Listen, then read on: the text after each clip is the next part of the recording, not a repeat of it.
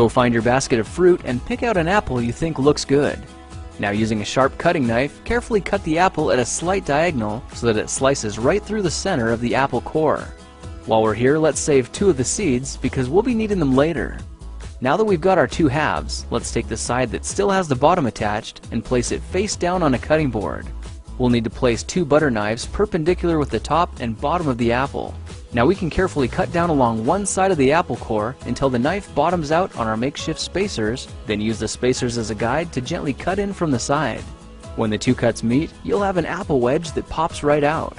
And while we're here, let's cut a piece from the other side the same way. Now our goal with these is to cut out 3 more L-shaped wedges about 1/4 inch thick. And this time, rather than cutting in sideways toward your fingers, try turning the piece over so you can cut downward and meet the first cut at the bottom. Now with a little wiggle, a new apple wedge should break free.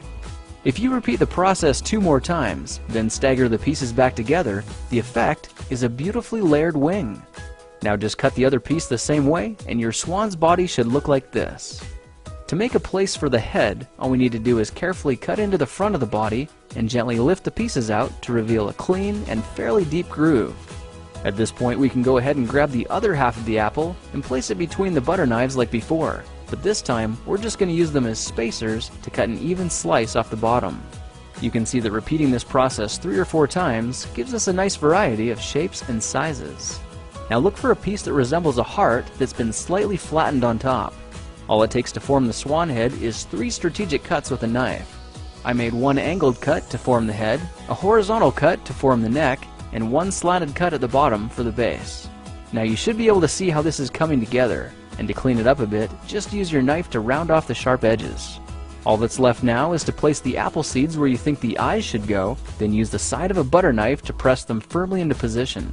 When both eyes look good, simply drop the neck into place, and you're done. You've just created a beautiful and decorative apple swan.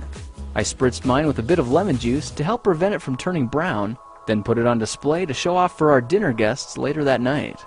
If you try using different apples, you'll get a nice contrast of colors, and every bird will look a little bit